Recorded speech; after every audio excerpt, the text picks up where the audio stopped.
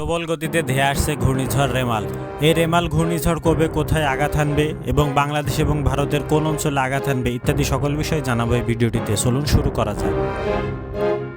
চলতি মে মাসের শেষের দিকে ঘূর্ণিঝড়ের আশঙ্কা রয়েছে বলে জানিয়েছে ভারতের আবহাওয়া অধিদপ্তর। বঙ্গোপসাগরে ঘূর্ণিঝড়টি পূর্ণরূপ নিলে এর নাম হবে রেমাল। এই নামটি দিয়েছে ওমান। ভারতীয় আবহাওয়া অধিদপ্তর পূর্বাভাস অনুযায়ী মে মাসে বঙ্গোপসাগরে দুইটি নিম্নচাপ সৃষ্টি হতে পারে। 20 মে দক্ষিণ বঙ্গোপসাগরে তৈরি হতে পারে ঘূর্ণিবার্তা। এরপর সেটি ক্রমে উত্তর দিকে শক্তিশালী বাড়িয়ে 24 মে ঘূর্ণিঝড়ে পরিণত হবে।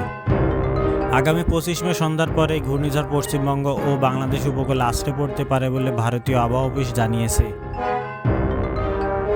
এক রিপোর্টের বরাতে হিন্দুস্তান টাইম জানিয়েছে আগামী 20 মে থেকে এই সম্ভাব্য ঘূর্ণিঝড়ের গতিপথ স্পষ্ট হতে পারে। তবে কোথাও কত গতিতে এই ঘূর্ণিঝড় আঘাত হানতে পারে তা এখনই বলা যাচ্ছে না। অনুমান করা যাচ্ছে পশ্চিমবঙ্গ বা বাংলাদেশের মধ্যে কোথাও একটি আছড়ে পড়বে। প্রতিবেদনে আরও বলা হয়েছে এই ঘূর্ণিঝড়ের জেরে 24 মে রাত থেকে বৃষ্টি শুরু হতে পারে উপকূলীয় এলাকায়। বৃষ্টি চলতে পারে 26 মে পর্যন্ত। অপর একটি আবহাওয়ার খবরে রেমালের অবস্থান জানানো হয়েছে। সেটি হলো 2009 সালে 25 মে সুন্দরবনে আঘাত এনেছিল ঘূর্ণিঝড় আইলা। 15 বছর পর চলতি মে মাসের শেষের দিনে ঘূর্ণিঝড়ের আশঙ্কা রয়েছে বলে জানিয়েছে ভারতের আবহাওয়া অধিদপ্তর।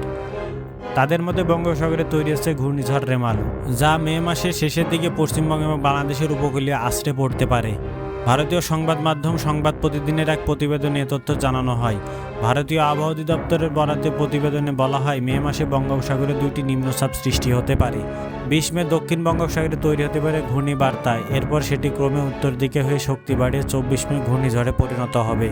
বঙ্গোপসাগরে তৈরি হতে যা ঘূর্ণিঝড় রেমাল এর নামকরণ করেছে ওমান, আরবিতে যার অর্থ হলো বালি। অবশ্য এই নামে গাজা থেকে 1.7 কিলোমিটার দূরে একটি শহরও রয়েছে। এবার বাংলায় ধেয়ে আসতে পারে সেই রেমাল। হিন্দুস্তান টাইমের এই প্রতিবেদনে বলা হয় আগামী 20 মে থেকে এই সম্ভাব্য ঘূর্ণিঝড়ের গতিপথ স্পষ্ট হতে পারে। অনুমান করা যাচ্ছে পশ্চিমবঙ্গ বা বাংলাদেশের মধ্যে কোথাও আছড়ে পড়তে পারে এই ঝড়টি।